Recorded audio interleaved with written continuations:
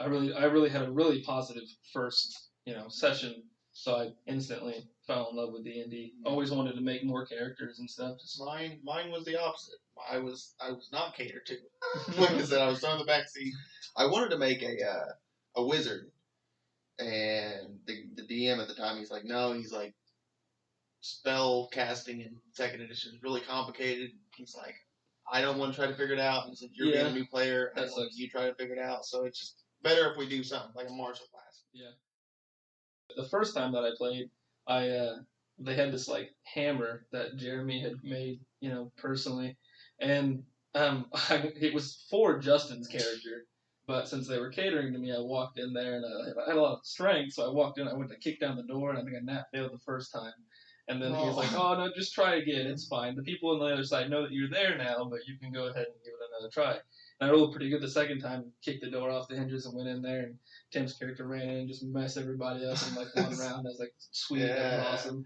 And then they have this, basically it's a like a big coffin basically with chains wrapped around it. I don't know why the chains like were wrapped around it because like that's I don't know, but they wanted whatever was in that coffin to stay in that coffin.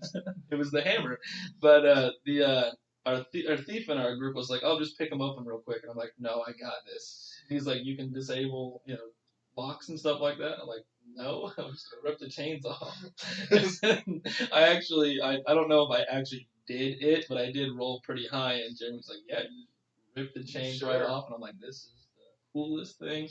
And I'm like, he's like throw the lid off of the coffin and look in there, and there's this hammer. He tells me, and I'm just like, "Okay, cool." So now I have this going on, I have this, and I'm like reach in, I grab it, and Justin's like, "Oh, let me see it." And I'm like, "No, I'm keeping this. This is mine." I just opened the lid. It's definitely mine now. Yep, and I found it. Nobody contested me on it, but I never hit like more than twice out of like maybe 12, 13 sessions with that hammer. Shit. I don't know why. I just rolled really low all the time. It's not meant for your character. No, it wasn't though. It was just like a curse on that hammer because I could never hit anybody with it. But it did a lot of damage when I did, and it was really cool because it basically was like Thor's hammer, basically what he had made, and it was it was a lot of fun. The only thing that me and Colton accomplished as thieves was pickpocketing a spool of string out of an NPC's pocket because the DM just didn't want to give us gold or just didn't like thief classes. Right. But I'm pretty sure he just catered to the one guy that was playing a fighter and his girlfriend that was playing with us that was playing a barbarian. And everyone else just kind of got like backseated. That sucks. And I'm just like, oh, that wasn't too great. Like, right. I like the concept of playing D&D, but your first impressions with that person, just didn't go too well. Most of the time, whenever you have a bad first experience playing D&D like that, it kind of turns you off of playing it the next time. Yeah. I know we started off in like one of our characters had like a tree house right inside town. He was an elven ranger, so he had his own tree house. So like me and my brother, we go into town. We're thieves. We're gonna make some money. We start pickpocketing random people. The only thing we got out of like 5 NPCs was one spool of string, and I was like, "Well, I'm keeping it. Out of spite. Mine now. I'm using it. I'm not putting it back. Yeah, gave it to me, so I'll use it for something." Later on, something had happened where we had like assassins coming after us, and like probably from all those pickpockets.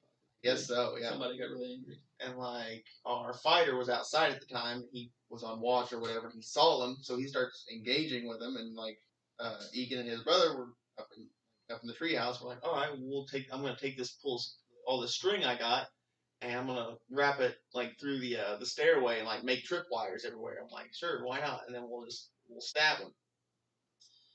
So the assassins eventually get in the house, and they start coming up the stairs, and when they see the tripwire, because it's just string, and they just cut it and walk right through it, and I'm like, all right, well, I guess I'll just stab them.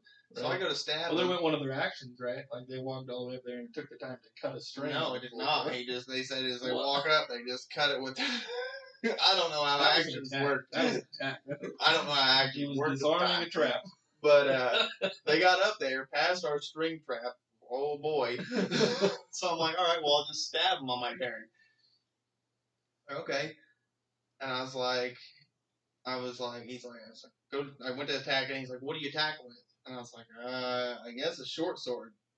And he's like, well, is that a normal short sword? And I go, I Size suppose difference. so. And he's like, well, since you're a gnome, you're small, so to you, that counts as a long sword, and thieves aren't proficient with long swords. And I go, why didn't you tell me that before we started? Right. And I was like, well, what do I need? He's like, well, thieves normally have daggers, but you have to have a small size dagger. And I was like, okay, well, where do I get one of those? He's like, well, you'd have to go to a blacksmith or a shop right now, or later on get one. I was like, so I'm defenseless? And he goes, yeah, pretty well. Oh, no. So I just ran and hid throughout the whole combat, just stayed hidden until the barbarian and the fighter eventually finished everything off. But I think my joy for D&D came along when I found my new group in Carmine, and I DM'd for them. None of them had ever played, ever even read a rule book, nothing. Freshly new, and I was like, well, I've played a couple times. I've read through the rule book. Surely I can DM it. That's why I started running. Like that first session, we had a blast. It was a same first start that you and Logan played, where you start off in Sandpoint. You had to go into that cave, and you guys got ambushed by kobolds and all that stuff. And you eventually make your way to Grandalia. Yeah, it was a good time. I think after playing with that and like having everyone come up and be like, "Man, that was a really fun game." Like everyone that enjoyed it, I'm like, "Yes, it was like a proud dad moment, and like this is my new favorite hobby. I love getting together with people, storytelling, and just rolling dice, killing things. I love all of it." Yeah. Yeah, my first instance DMing was with the same group. Basically, session that I had DM'd was I just had them all kind of like start out in this wooded area with an opening. They were on like a job for like a nearby local lord. Like small on details, but I was just kind of like throw them out there and just try the first session and see how it goes. And they all started out there, and I had them in front of basically like there was a cave mouth there, but it was like had a fabricated doorway in it. Mm-hmm. So they had to get through the doorway or find out another way in. And I think it was Tim, ended up making a perception check to try and find out if there was an alternative route, because I kind of was like, or you could check out to see if there's another entrance. And he's like, I will do that. And definitely look for others. So they did, and they found the alternative route, but it was just like this long, dark hallway with no light sources. So they're like, well, like Justin was getting a little nervous about it. So maybe we just go through the doorway.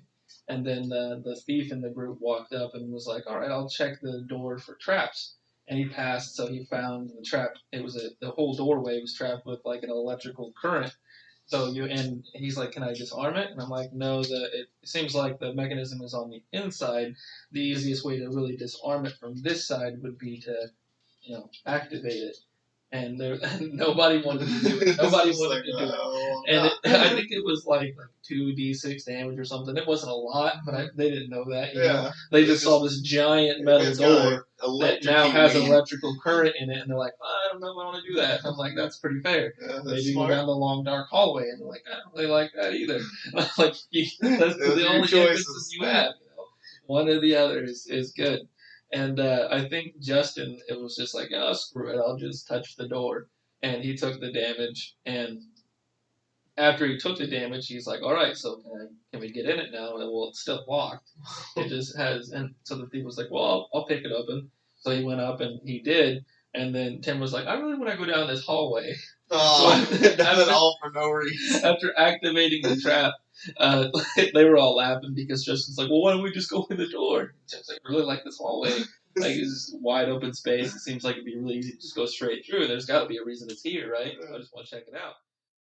And when I started playing with that group in Carmine, there was a guy, his name was Jay, and he was playing, I think at first, like when we first started, he was going to do a half-orc ranger, but then when we actually played, he changed to a dwarf, and I can't remember his whole backstory, but apparently he had took, I think it's Bertrand from Dragon Age, like Barrick's brother Bertrand, and like that was his rival. Like he was basically Barrick's backstory. Like Bertrand had done something in his backstory to fuck him over. Yeah, that was like the main point of it. So makes sense. All right, whatever. But, like they get to Grandalia, and Jay's character, he's like, yeah, I'll just I'm a ranger. I'll just go out in the woods and hunt for some food, and we'll just camp out. I'm like, okay. And I had him roll survival to find track food, and he found something. He like went out and found a couple deer and brought back. He's like, all right, now, I was like, go ahead and roll another survival, see if you can get like a fire started and get your camp set up. He's like, all right. Yeah. And he rolled a 2. Oh. And at the time I think we were level 2 or 3, and he didn't get a bonus. And because of my early DMing skills, I was like, well, you failed the DC. I was like, yeah, you just can't get us the fire started. You just can't do it. It's looting you, I guess. Yeah. We're not used to, making fire out of wood or whatever you're surrounding, giving you. Whatever you're getting. So he's like, all right, well, he's like, I'll just go ahead and eat it. He's gonna go ahead and eat the deer, and he's like, well, yeah, I gotta eat. He's gonna eat the flames, eat the fire. No, fuck this fire. I'm gonna eat it. No. He's like, I'm just gonna eat the deer.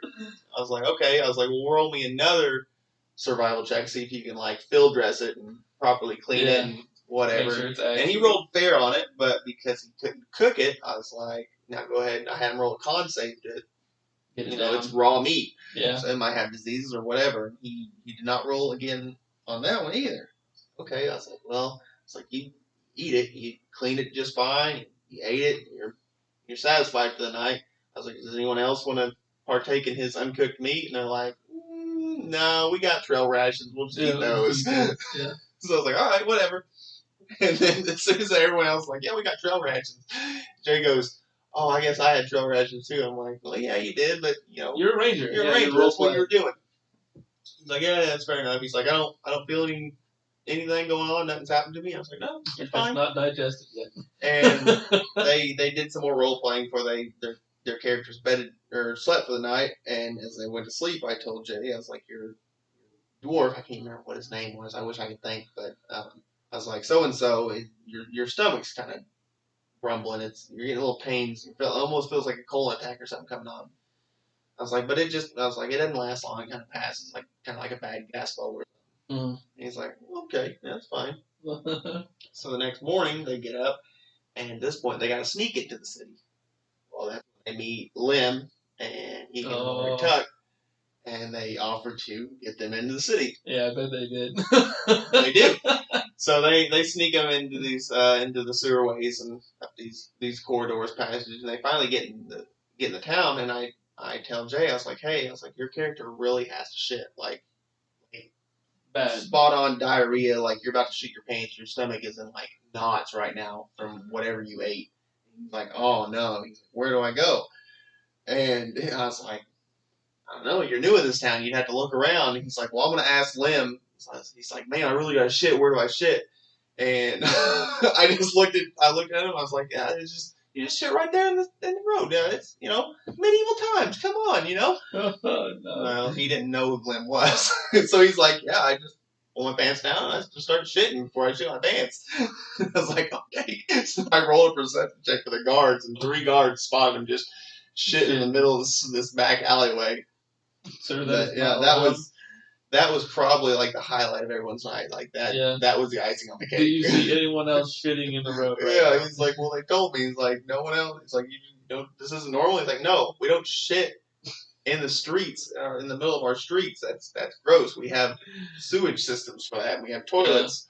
Yeah. He's like, well, the halfling told me to, and he's like, at that point, I have the elf ranger, the elf guards look around. They're like, there's no one else around, sir. And he like turns around, look. I was like, yeah, everyone's gone.